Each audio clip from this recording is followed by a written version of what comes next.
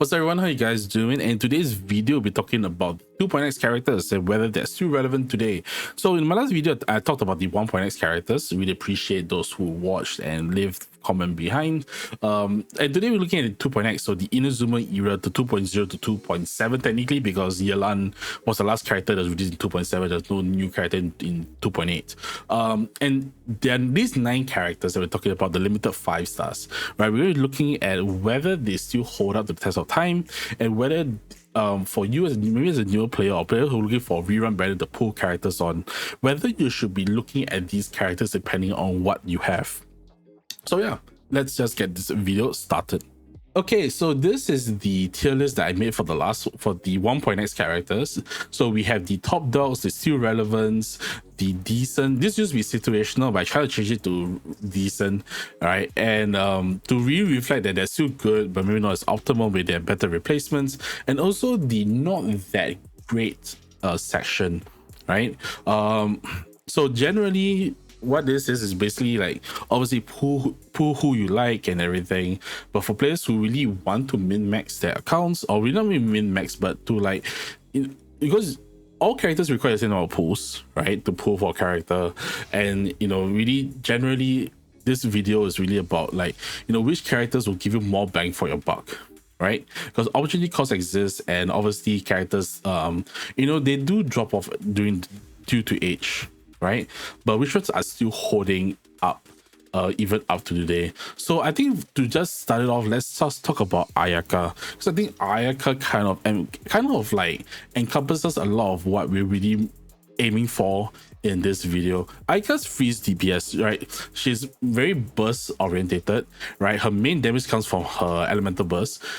And I think one of the other things is that she's also pretty good at doing normal and charge attacks, right? She does have a passive that increases that. She also has an elemental infusion if you do her alternate dash, right? Where she's able to self-infuse, which I think at this point in 2.0, I think she's the only character to do it by herself without constellations. I think Kazuha does it, but she needs constellations, C6. And while the other characters, you kind of have to either use your skill, your burst, right? Which either has a cooldown or cost energy, that kind of thing. So I think that Ayaka is really nice because she does have a lot. She does not that she have a lot of cryo. She also has access to cryo very easily, right? And I think that really helps out quite a bit. I think that the main thing is that her playstyle is mainly locked into freeze teams because of her burst, right? She is very big, but it doesn't really work well with melt, because generally not only do we not have very good pyro application besides Xiangling, which is already iffy by itself, there isn't a lot of big application, right? So definitely you play Ayaka in melt teams, it's not technically an Ayaka melt team, it's technically a melt team with Ayaka, which means that she's not the main one doing the damage. Like she's going to do damage, right? But she isn't going to be the main focal point of that team. So the main thing with Ayaka is that when she released, she was like great, excellent tier 0 character, right? The main thing is that freeze tends to be very influenced by the enemy, so it's very similar to the Venti situation, right? Where if you can't freeze your enemies, that is useless, right? Because the freeze reaction doesn't do like extra damage like vaporize or like aggravate. And I think that you are kind of relying on freezing your enemies as a main selling point. And I think that because of that, generally, I think that Ayaka has definitely dropped out a little bit. I still think she's better than Ganyu. This could be a little bit of bias because Ayaka was my second ever 5-star character. Is one of my favorite characters in the game. But that being said, I think that I can understand that she definitely has fallen off. She isn't as impactful, mainly because Genshin has not been working with the freeze reaction in a very long time. Might change similarly, we don't know. I don't read leaks, but we will see how that goes. Or maybe Mavuika might be the solution to maybe make her being useful in melt teams, but we don't know about that, right? So I think that putting her in decent is fair. I think that the current content doesn't really suit her that much. She does do very well in overworld, in my opinion. I do like using her in the overworld. because of a dash. But I think that generally Ayaka has definitely fallen off quite a bit in recent times. All right, so let's now talk about the next character that's also released alongside Ayaka, which is Yoimiya. So Yoimiya is both character main DPS, but works very differently from your standard like charge shot attackers like your Linis and your Ganyus. She mostly infuses her normal attack chain to deal pyro, so she's more of a she's basically a normal attacker, right? So she's the main part of her damage comes from the fifth hit. So it kind of creates a situation where if you don't want to get like, you want to prevent yourself from getting interrupted or like dodging, you kind of have to use a shielder with Yoimiya. It is almost kind of mandatory to use her with a shielder. And so I think that kind of holds her back a little bit in terms of team building. She does do very good single target damage. Right? If she was in Hongai Stario, she'd definitely be a hunt character. And also the burst does have a decent attack, although you rarely use it. The main thing is that the burst does give the team, and not this one, does give the team an attack buff. Unfortunately, it doesn't give it to her unless you have the C1, which is kind of cringe, right? This only comes with C1. But generally, I think that the main problem with Yoimiya isn't Yoimiya itself, is that Yoimiya has to compete with two other top tier pyro DPSs, which is Hu Tao and Arlecchino. Can Yoimiya clear content? Yes, right? But because she is so single target focused, that it can be a problem if you don't face against bosses. And at the same time, then you can also argue that even if Arlecchino was like AoE focused, like she can still do very good single target, and obviously she's a lot newer. So unfortunately, like I said, it's not really a problem with Yoimiya. I think it's just a problem of like of her competition. I don't think she competes directly with Lini because it's very different play styles. But I think that Hu Tao and Arlecchino are more similar and more competitive with her. So unfortunately, she doesn't really hold up to them. Like, yes, her best reactions is Vaporize. You could technically play Overloaded if you're Chevreuse. But generally, I think that Yoimiya does get held back because of the competition that she faces. This is gonna be I don't want to talk too much about Raiden because I already made a video about the Archons recently. But let's just talk about Raiden a little bit. All right, Raiden is a very good DPS and also a very good battery. The main thing I like about Raiden Shogun is her versatility, which I'll talk about a little bit soon. But basically, she's able to coordinate the attacks. She's also able to have 100% uptime. Her burst does a lot of damage and also does have through a kit she's able to refund energy to the rest of her teams. She gets stronger depending on like the energy cost of like the team. And she does very well with characters like a lot of some DPSs because she's able to battery them. Right, so like that's why one of the most popular teams that was in the game when she first came out was Raiden National, which was Bennett, Xingqiu, and Xiangling, because they generally have they are all very burst dependent, and she's able to help like funnel energy for them. The ultimate also does very decent damage as well, although I would argue that in today's day and age, there are better options if you really want to use her as a main DPS. I'd like to pull the C2, but we don't really want to judge her based on the C2. But earlier I mentioned that she's very good. She's a great character, not because of her strengths, but she's also very versatile as well. People have used her in Hyper Bloom, where she just spams her skill so that she's able to proc Hyper Bloom triggers for your team. She's also can be very good as a dual DPS, sub DPS kind of character, so she can be used as like with like Eula. Although like Eula, like I'm not really praising Eula, but Eula, she can be used with her.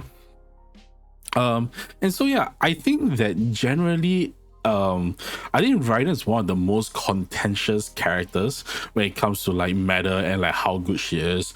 In my opinion, I think that she's still relevant. Not many of her original playstyle, and I think that that's good because being able to involve her playstyle kind of keeps her longevity a little bit. All right, she's able to run support, she's able to run sub DPS, she's able to run as a main DPS, hyper carry, a driver for reactions, and I think that helps her quite a lot because she's able to be a good option on many teams and many different teams for that matter. And I think that Raiden is still pretty good. She's like, let's just be clear, she's no longer the top dog that she was when she first released, right? But I still think that Raiden, even though she isn't as top tier, I still think she's a very, very good character in any playstyle that you have. Like, people always say like, oh, you must put a C2 if you want to play a main DPS. You do not, right? But would you do less damage? Absolutely. And so I think that Raiden Shogun, I think that that's why she has fallen a little bit, right? Her damage isn't where she used to be, but because of her ability to fit into many teams, I think that that's where she shines in this current day and age. All right, another hotly debated character, and this is more of like she was very hotly debated at launch, which is Kokomi. Many people call Kokomi 5-star Barbara. I mean, it's a good reason, right? Kokomi's entire kit, not an entire kit, but a large chunk of a kit comes from healing, right? So you can kind of see the reference to Barbara there. The skill does a lot of healing. The ultimate, she able to do damage, right, as a battle healer, but she's also healing the team as well. But I think that over like, I think as public perception got better of her, and as Dendro came out, people realized that she's actually a lot better, right? You can use her in Bloom teams, even Hyper Bloom as well, or even Burgeon if you are brave about. Not really brave, but she can use in Burgeon teams. She's even playing Nilu Bloom, especially. She's very, very nice, very, very comfortable because she has very good healing. And so yeah, I think that Kokomi in general does do well because she is Catalyst. She firstly can hold Training Tails. Secondly, if you don't want to play, don't use Training Tails where it plays an on-field driver, she definitely can. Not really maybe for like Vaporize, but for like teams like Electrocharge, for those kind, or even like Mono Hydro, right? She can be a very good on-fielder and help drive like you can play Kokomi with like Yelan and Xingqiu, and it can be a very good team. Not because like she does a lot of damage, she has the infamous minus 100% crit rate passive, but generally she's able to like if Yelan and Xingqiu could do the most damage, right, she's a very good character to make sure that they do the damage. So I think that Kokomi does have a very good standing in the game. I think that she is starting to age a little, but I think that generally she's still a very relevant character, especially if you can fit her into her best archetypes like Needle Bloom, for example. Arataki Itto. If I made this list like 3 patches ago, I wouldn't rank him very highly. That being said, I think nowadays Itto is a lot better character. But let's get into his kit. So Itto relies on mostly his normal attacks. So in 2 ways. First way is that first thing is that when he does his burst, he enters into the raging Oni King state, and he is able to dish out a lot of damage through his basic attacks, right? Do a lot of damage, geo infuse, increase speed, increase attack based on his defense, all that good stuff. And also he has the Arataki Kesagiri strike, which on the final slash does very good if you're able to stack the superlative super strength. Right, so basically what this means is that by normal attacking and by doing his attacks and doing his skill, which is Ushi, which is Taunt, he's able to get these stacks, which helps him increase his damage very, very nicely. And I think that Itto, Itto for a long time has been stuck with like Mono Geo, and not that Mono Geo was a bad team, but Mono Geo was a very restrictive team. They won a lot of Geo characters, and I think that kind of held him back. The Geo element, the team setup was not really in his favor. You need a Goro, but Goro is also a little bit sometimes. That being said, with the new release Shilonen, Shilonen does enable him to run Rina and Yelan, which is a very popular team now. And we also don't know whether Malvika might make him better, right? Maybe you run Malvika with Farina. That might make him a lot crazier. But I do think that he is in a better state. Like I mentioned, if it was made like if I made this list like 4 patches ago, you might probably be here. But I think that with the recent changes and with the release of Shilonen, it's definitely gone up quite a bit. And I think that, for players who are Shilonen and want like a main DPS, a dual main DPS that's not Navia or even like Chiori, although Chiori is like sub DPS, whatever, right? I think that Itto can be pretty good. Like, honestly, I think Itto's a pretty decent character. He's gotten better with time. And although I made a Malvika comparison, I wouldn't really like put too much to it because she's not released yet. But I think Itto is pretty good. He is a lot better than he was like 6 months ago, for example. So Itto's definitely a decent character. Okay, let's talk about Shenhe. So Shenhe is a very interesting case. Shenhe is basically mostly a cryo support. Right, she buffs cryo damage and everything. She buffs attack. There is a part of a kit that increases physical res, but if you're using like physical is physical, right? The main thing is that she's able to give you a lot of bonuses with cryo. Right, she's able to increase your abilities depending on which ability, whether you use it the hold or the press ability of her skill. The main thing is that we earlier talked about how like cryo has kind of like dropped off quite a bit, or quite a lot. All right, cryo has dropped off. Right, so I think that kind of correlates because she, as a dedicated cryo support, if your element drops off, then you're also dropping off as well. So. And like it is very, very sad because I do like Shenhe, right? Avoiding Shenhe is so niche that I think that Shenhe is in the not that great category. It's not that she's bad, right? I think she's far from like Albedo. Like honestly, by the end of this series, I might give a different tier to Albedo, right? Not that I hate the character, but I just don't like his kid. But this is not an Albedo video, right? I think that Shenhe is a very, very bad victim of circumstance, right? Obviously, cryo fell off, and she isn't as optimal because also remember, cryo only has 3 main DPSs: Ganyu, Ayaka, and Risley. And technically, you can kind of use Chaska with her. Right, Chaska is a very good teammate as the last slot, but really it's mostly not really because of her kit, but because she's cryo and she enables Chaska to have cryo in her kit. So it's really quite weird in that sense as well. So unfortunately, I think that Shenhe because she's so niche, I think that she doesn't really like. The niche that she works in fell off, and that's why she isn't like really that great otherwise. Yae Miko's an interesting case, right? Yae Miko definitely got buffed with Dendro. Yae Miko, her main part of her kit is her skill. She puts out the totems, which is able to do electro damage periodically, which is very, very nice, right? Decent enough of application. If you're playing Dendro teams, she is not that she does good personal damage, she's also able to apply electro for the Dendro characters as well. So your Tinari appreciates her, for example. Her burst is a little bit like it does a lot of damage, right? Her burst does a lot of damage, but you kind of reset the totem poles as well, which by the way gets out to level 4 technically, but you kind of need the C1 for this. No C1, you get to level 3, but she does do very, very nicely in especially aggravate teams. So I think that she doesn't need a lot of screen time. You can kind of play her on field, but I think that her more optimal play style is off field, especially with the golden troop set from Fontaine.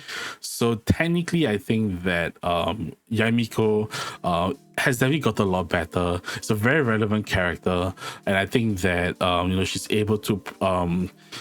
able to dish out decent damage while also doing a lot of cryo application as well.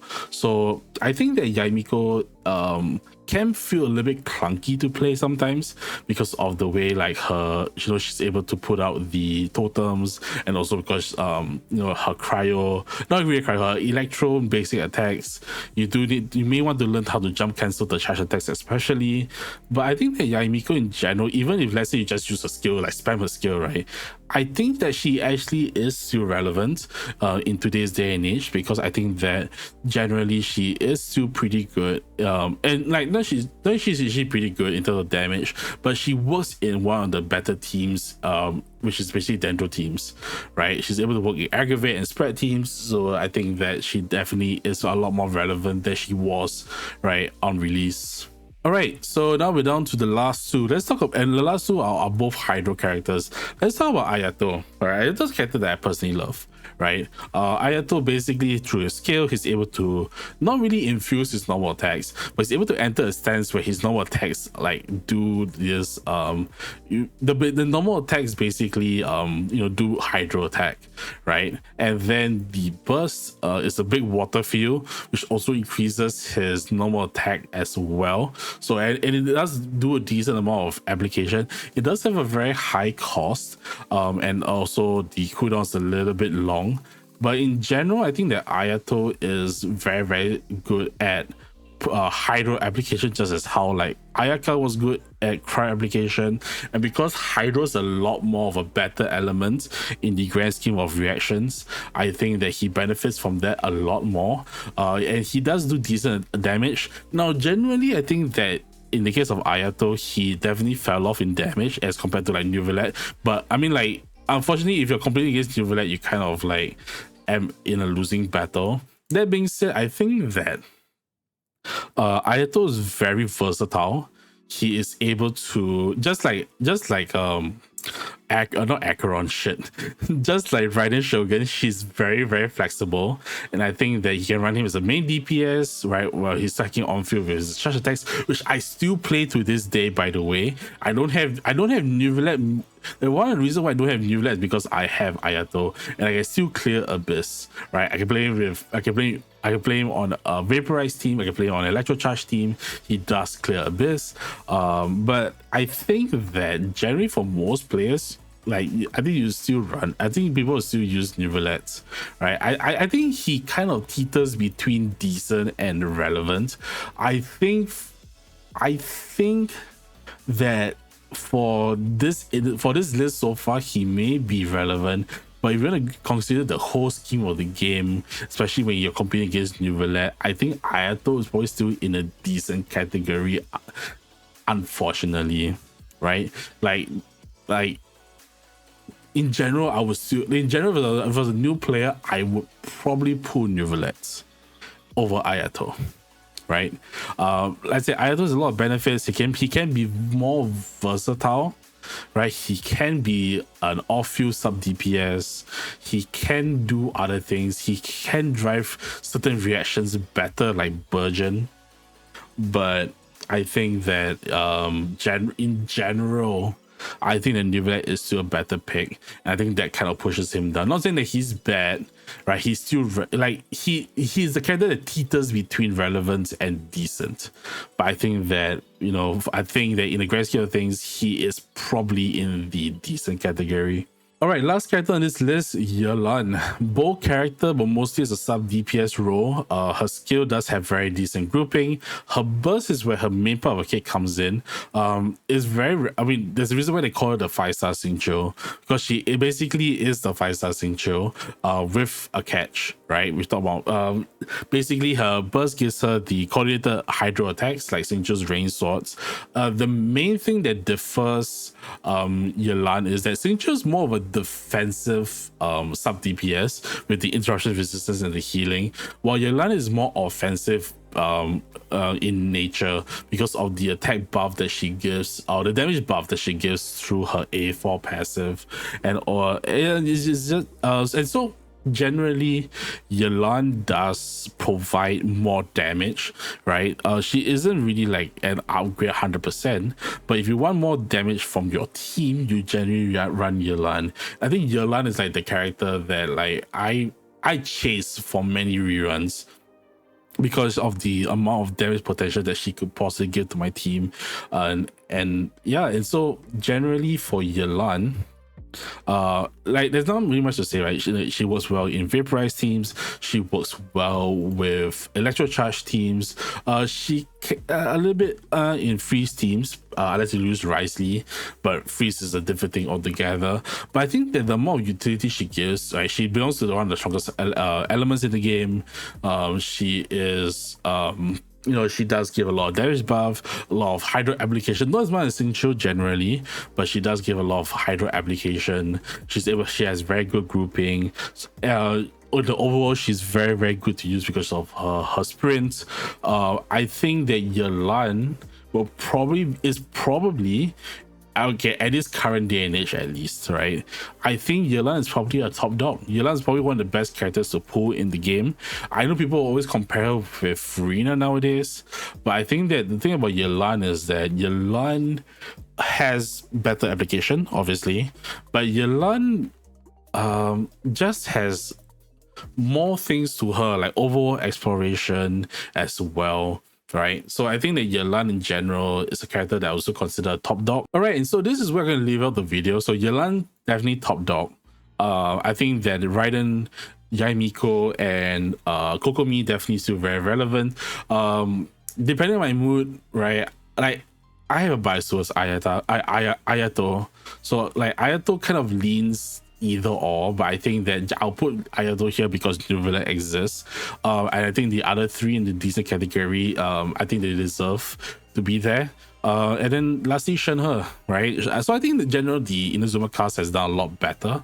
But generally, I think that besides Shenhe, right? By the way, rerun when?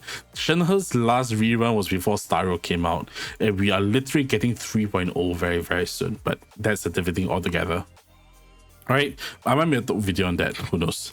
But generally, this is where I'm going to leave it. So let me know in the comments below what you think. Do you think that Yelan is dog shit and deserves to be D tier? Do you think Ayaka is still #1? Do you think that Raiden Shogun is still very good? Or are you in the sentiment that Raiden Shogun is power crap to hell? Let me know in the comments down below. Once again, do know that I stream live on Twitch, link in the description below. And really appreciate it that you come by. Thumbs up, share, comment, subscribe if you like this video, and I will see you guys in the next video. It's very late, it's 2 a.m, so yeah, I'm going to bed. But for all of you watching, have a great day. I'll see you guys next time. Until then, stay safe, stay healthy, stay safe, be good to yourselves and people around you. I'll see you guys in the next video. Bye bye.